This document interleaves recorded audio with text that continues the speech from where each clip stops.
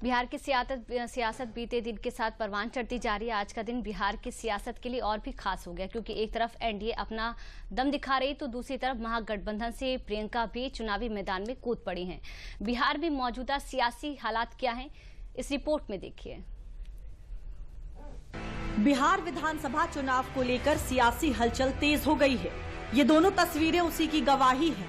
बिहार के सियासी तापमान का अंदाजा आप इस बात से लगा लीजिए कि बीजेपी की सियासत के चाणक्य कहे जाने वाले गृह मंत्री अमित शाह महज 8 दिनों के अंतराल में ही दूसरी बार बिहार के दौरे पर हैं। अमित शाह बिहार सियासी नब्ज टटोलने में लगे हैं। बिहार विधानसभा चुनाव पर गृह मंत्री अमित शाह बीजेपी की क्षेत्रीय बैठक का हिस्सा है। दूसरी तरफ कांग्रेस सांसद प्रियंका गांधी भी बिहार चुनाव में एंट्री ले चुकी हैं। प्रियंका गांधी भी महागठबंधन की हर घर विकास यात्रा निकाल रही हैं। लेकिन सबकी निगाहें केंद्रीय गृह मंत्री अमित शाह पर टिकी हैं, क्योंकि गृह मंत्री अमित शाह 8 दिनों के अंदर दूसरी बार 2 दिवसीय दौरे पर बिहार में रहने वाले हैं। 26 सितंबर बेतिया में कार्यकर्ताओं के साथ बैठक करेंगे। पटना बीजेपी ऑफिस में चुनावी मंथन। 27 सितंबर शनिवार को मिथिलांचल के कार्यकर्ताओं के साथ बैठक। अररिया में सीमांचल के नेताओं के साथ बैठक।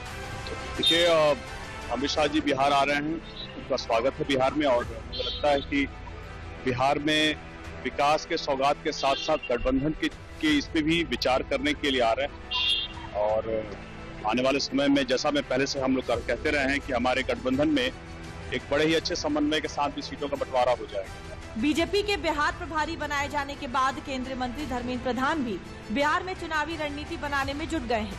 उधर प्रियंका गांधी भी पटना और मोतिहारी में महिला संवाद और रैली निकाल रही हैं। राहुल गांधी की वोटर अधिकार यात्रा के बाद प्रियंका की एंट्री को कांग्रेस बड़ा दांव मान रही है। लेकिन कांग्रेस सांसद प्रियंका गांधी वाड्रा के बिहार दौरे पर केंद्रीय मंत्री गिरिराज सिंह ने तंज कसा है। मोतिहारी से शुरुआत करें, नकली गांधी का गांधी जी को प्रणाम करें। बिहार में कुछ नहीं होने वाला है। जो कांग्रेस, जो राहुल गांधी, जो तेजस्वी यादव बिहार को अपमानित करने का काम किए, क्या उसके लिए माफी मांगेंगी प्रियंका गांधी? रेवंत रेड्डी ने बिहार को गाली दिया। रेवंत रेड्डी ने हिंदू और बिहारियों को गाली दिया। राहुल गांधी ने प्रधानमंत्री को, मां बहन को गाली दिलवाया मंच से। तेजस्वी यादव ने दिलवाया। क्या प्रियंका गांधी माफी मांगेंगे इसके लिए? देश की स्थिति, कांग्रेस अब धीरे धीरे नेतृत्व हो रहा है, एक तरह से अर्बन नक्सल के रूप में जा रहा है, जिसको देश प्रेम कम देशद्रोह ज्यादा दिख रहा है। बिहार और बिहारियों के अपमान को लेकर गिरिराज सिंह लगातार कांग्रेस और आरजेडी पर हमलावर हैं। लेकिन हाल ही में राहुल गांधी ने हाइड्रोजन बम फोड़ने वाला बयान दिया था, और उस हाइड्रोजन बम वाले बयान पर बीजेपी की तरफ से अभी तक का सबसे तीखा हमला बोला गया है। केंद्रीय मंत्री गिरिराज सिंह ने आरोप लगाया है कि राहुल गांधी देश में गृह युद्ध कराना चाहते हैं।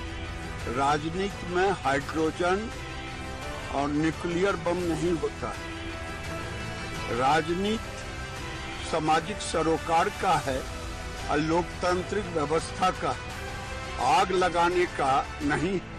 आज वो भारत को जलाना चाहते हैं, गृह युद्ध करवाना चाहते हैं। और जिस ढंग की भाषा वो बोल रहे हैं, अगर वो भाषा मैं बोलूं तो उन्हें बड़ा बुरा लगेगा। मोदी जी को जिस ढंग से कह रहे हैं कि मोदी जी को 8 महीने के बाद घर से नहीं निकल सकते। मोदी जी को 140 करोड़ लोगों का भरोसा है और वो देश के प्रधानमंत्री। कहा जाता है कि नेपो कीट है। ये नेपो कीट मैं पहले भी कहा था, आज भी कह रहा हूँ। राहुल गांधी अगर सामान्य घर में पैदा लेते, इनको गांव का, मोहल्ले का लोग नहीं पहचानता। नरेंद्र मोदी गरीब के घर में पैदा लिए, गरीबों के लिए काम कर रहे हैं, अब विश्व के सबसे बड़े नेता हैं। और वो कभी देश के अपमान को बर्दाश्त नहीं कर सकते। राहुल गांधी पूरे दुनिया में जाके भारत का अपमान करते हैं। बिहार में आए तो बिहार को अपमान करने वाले नेताओं को लाया, रेवंत रेड्डी को लाया, स्टालिन को लाया। वो अपने को समझ क्या लिया।